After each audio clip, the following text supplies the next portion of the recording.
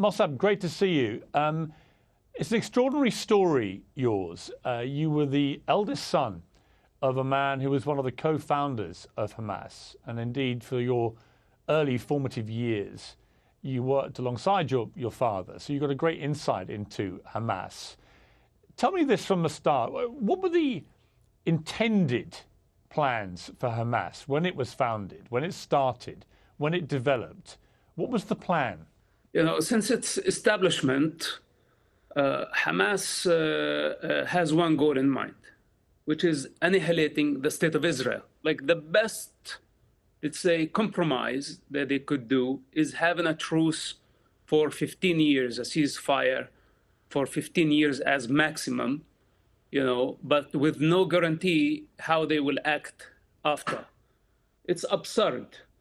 It's not a secret that Hamas wants to destroy the state of Israel. They cannot accept Israel or accept Israel's right to exist. What was the point that you decided to get out of there, to flee this world, this environment you've been brought up in? You know, I have many reasons. Since I was a child, I asked my father many questions about Hamas delusions, about their brutality, about their abuse of power. And always he justified, you know, their position. Then I was imprisoned with Hamas. I spent about 27 months in Israeli prisons where Hamas was torturing their own members, our own people, within Israeli prisons. They killed actually and tortured hundreds of prisoners. And this is when I start asking myself the question, what if Hamas become the ruler at some point? What will they do to our people? And many years later, Hamas became the ruler of Gaza. And I wasn't surprised by their brutality. When you heard what happened on October the 7th, what was your feeling about that? Look, as I told you, I'm not surprised by Hamas brutality, but I was surprised by the scale of their attack. You know, not to this degree, wiping out entire communities, you know, messing with a nuclear power, the most powerful country in the region, a country with a trauma, great trauma from the past, with a memory of a Holocaust and all the Nazis did in the past century. They opened the gates of hell on the Palestinian people. This is how irresponsible this group people are. You know, that they are willing to actually sacrifice many Palestinian children, the entire Palestinian people, and use them as a fuel to just achieve their ideological agendas, their religious agendas. They are careless. They don't care for the human life.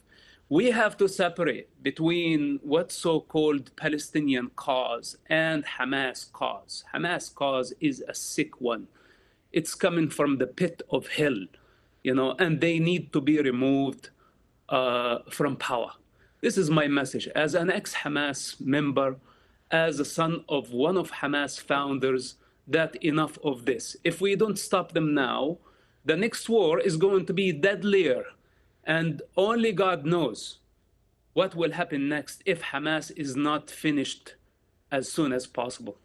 Mosab, how many regular Palestinians, particularly in Gaza, do you think sympathize with Hamas or indeed fully support them? You know, once Hamas is removed from power, we're going to witness people celebrating in Gaza. I guarantee you that.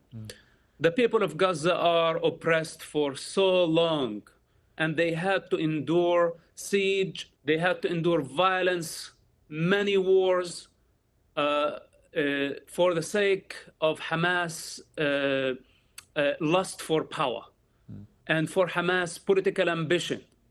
When this comes to an end, I promise you that the Palestinian people, first of all, will thank Israel for what they did. Second, the idea of annihilating the Jews and the state of Israel will be dropped forever.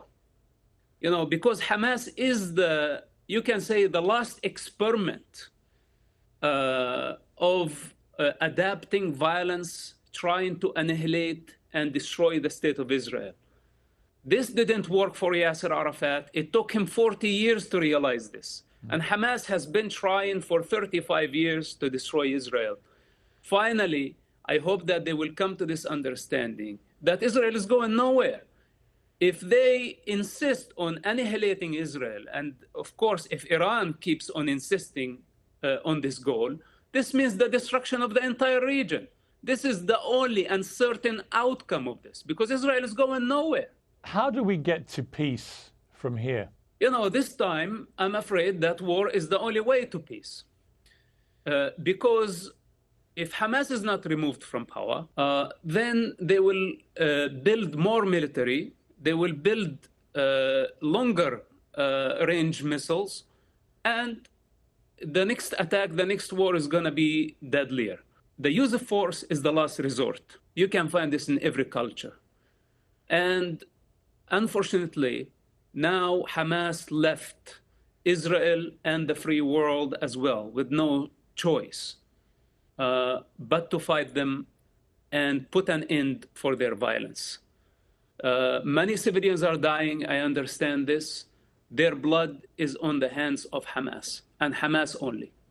You see, it's interesting you say that, because a lot of pro-Palestinians who I've had on the show in the last 2 weeks don't accept that argument. They say the blood of the civilians in Gaza is exclusively on the hands of Israel, and that Israel's waged a repressive occupation for many decades.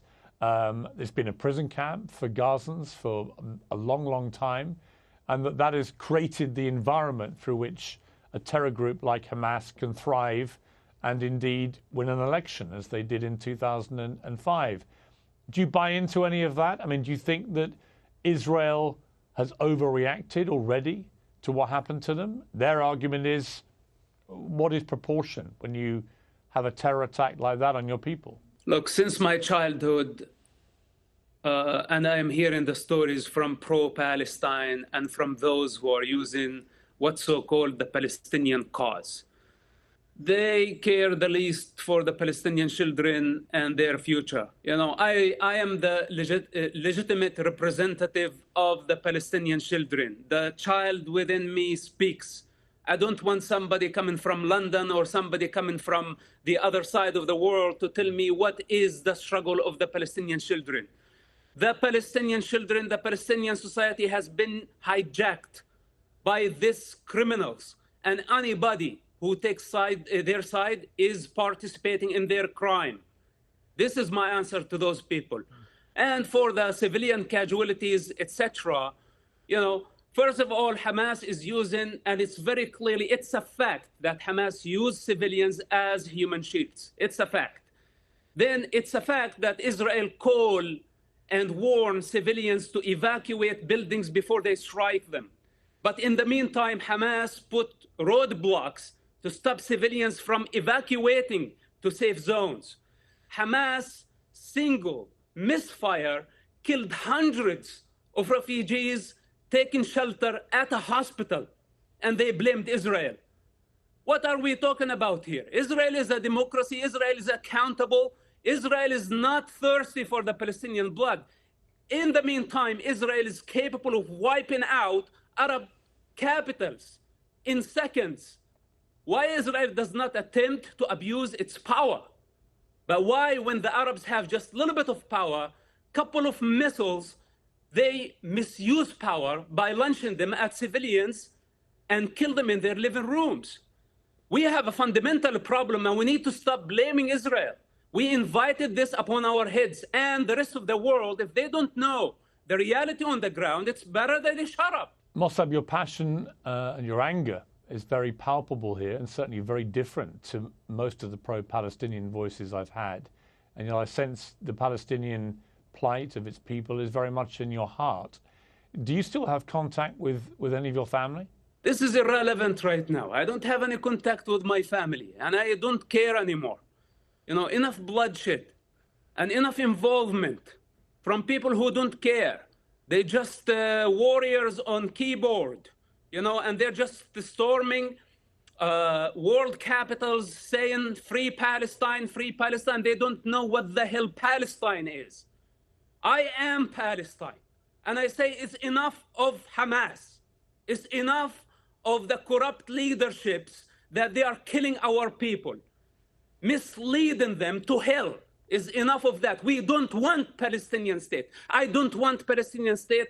Palestinian children need education. They need security. They need life.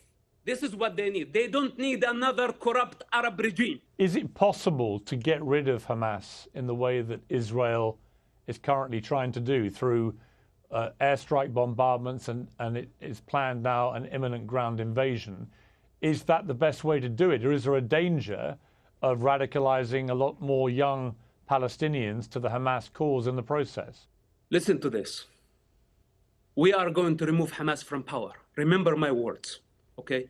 And Hamas did not only bring the wrath of Israel over Gaza. Hamas brought the wrath of God. We are going to remove them from power, and we are going to persecute their leaders, and we are going to bring them to justice. And the world will witness their punishment. And everyone who take their side today in this state of confusion, thinking that this is a joke, I tell those people that you are going to regret taking the side of Hamas. You are going to regret taking the side of those criminals who are killing the Palestinian people. Mosab, you were born in Ramallah. That's your home. Do you dream of going home one day? Is that something you still aspire to do? I prefer not to answer this question.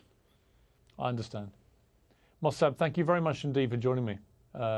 It's extraordinary to hear your story, and it's a remarkable pitch that you make to the people of Palestine, and it's one that they will hear and will see their reaction. But I appreciate you joining me. Thank you very much. Thank you.